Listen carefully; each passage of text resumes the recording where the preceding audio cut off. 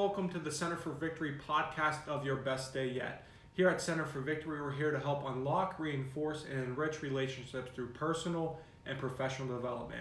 My name is Zach Del Turco. I'm an executive consultant here at the Center for Victory.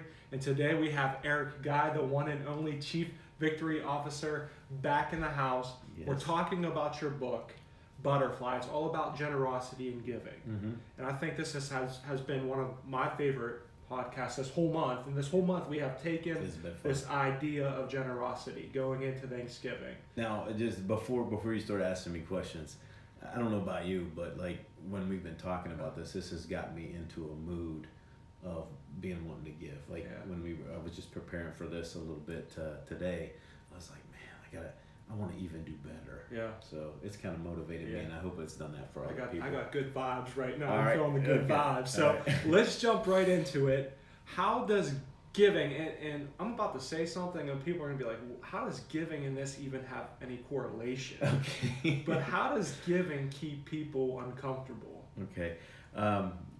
Good question, but there's a whole chapter on it in the book, right? I found that giving is uncomfortable for most of us because most of us come from a mindset or a place of scarcity. We've either been conditioned, we grew up in that, and we're conditioned, but most of us have just been conditioned that way. And by giving when you're uncomfortable, you avoid the poisoning of that hoarding mindset. It's been amazing over the past, especially 10, 15 years, but throughout my whole career, I've just noticed, sometimes even in myself, I hate to say it, but a phenomenon that the more we have, I think the greedier we get. We just want more. I look at sometimes when I didn't have absolutely nothing, and I think sometimes I had a better giver's heart and would give and wouldn't think twice about it, and it's bizarre. Because we get so comfortable having that we forget that somebody else might not have as much, or what a blessing we could be if we gave our time, our resources, our ear, just a friendly smile to somebody.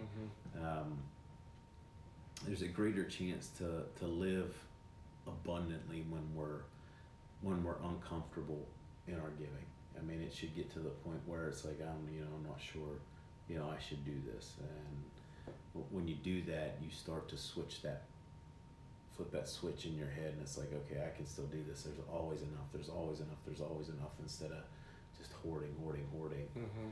You see these people that die and just with all kind of stuff, whether it's money, cars, whatever, and just tons of stuff, but they don't have any relationships. They've not done anything.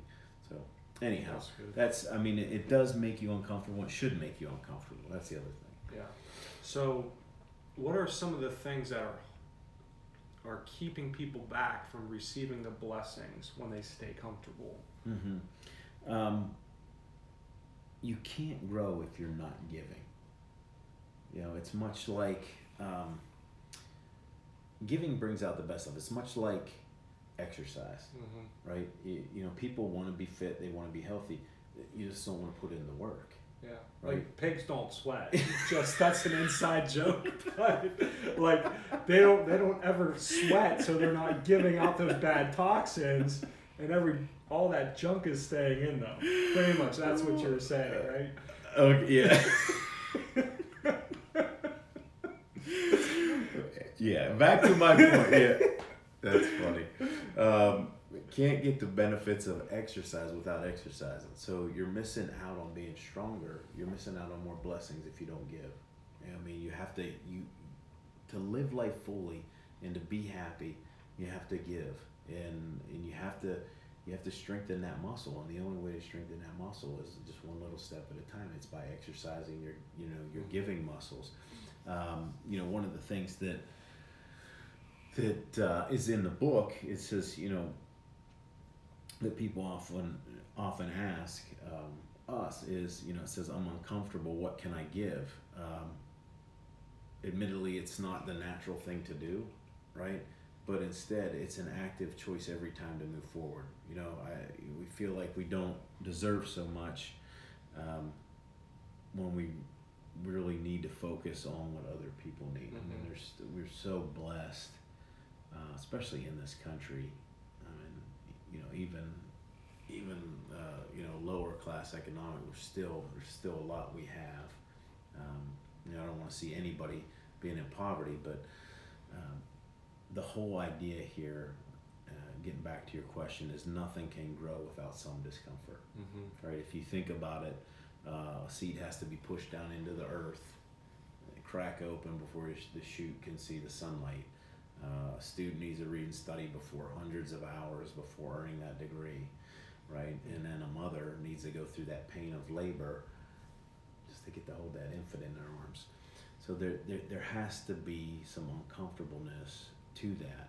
And the nice thing about going through that uncomfortableness is, it increases your capacity to give more, strengthens that muscle. That's good. And what's some advice you would give that one person who's listening right now to get uncomfortable?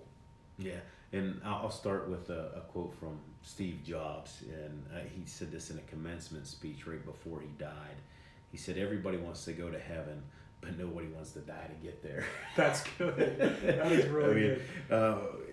You have to get uncomfortable. I mean, get comfortable with being uncomfortable. I have some stories like here, and they're in the book, but I thought I'd share a few of them. These are just examples of people going out of their way, right? Being uncomfortable, doing something that most people would say, "Hey, why did you do that?" Right? You have back in the 2016 Summer Games in Rio de Janeiro, you had the American Abby D'Agostino and the New Zealander Nikki Hamlin. They won an Olympic commendation for their sportsmanship that year.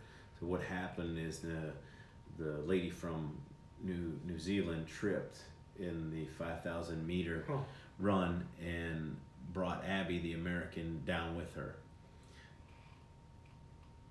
Abby, the American runner, helped her competitor up, and later in the race, the American fell as a result of her twisted leg, and then the New Zealander. Wow, I just got the chills. Yeah, helped her to the finish line.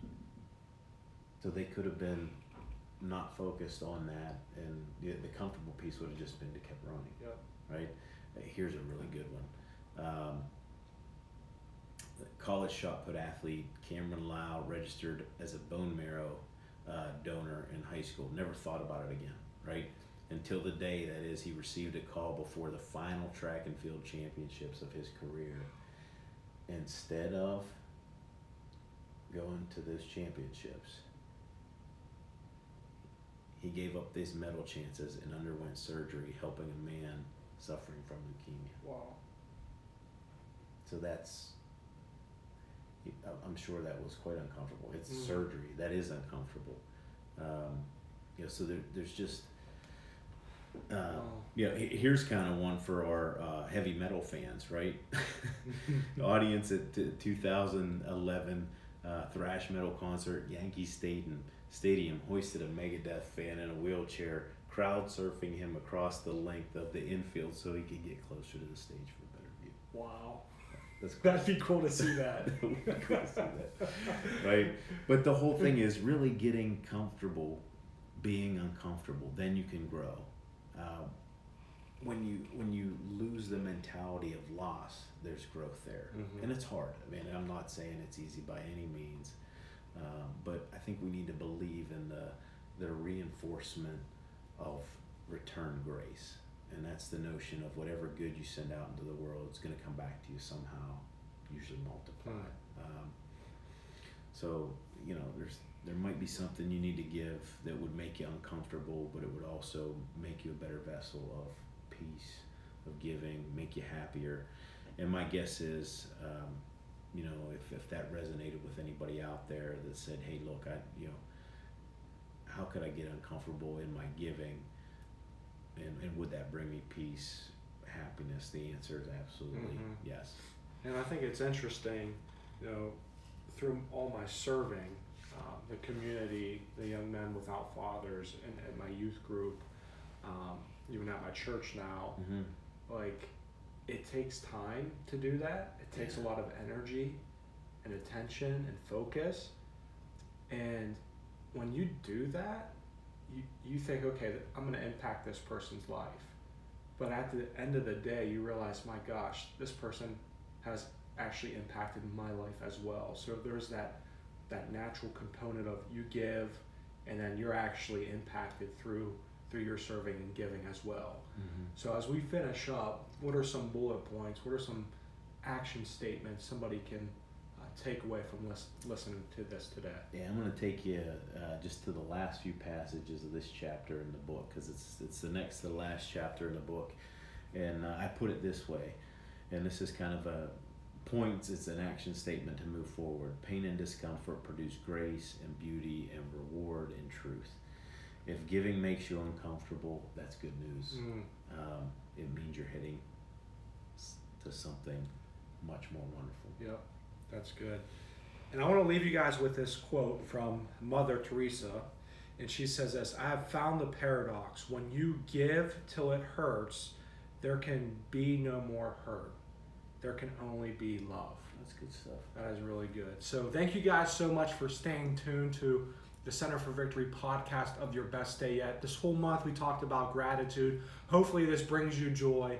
And as you enter into the Thanksgiving season, tell people you're thankful for them. Give, be generous, and also hit that like button and also that bell for notifications of other podcasts that we have coming up. And also leave a comment in the section below. We would love to hear what your thoughts are on this podcast.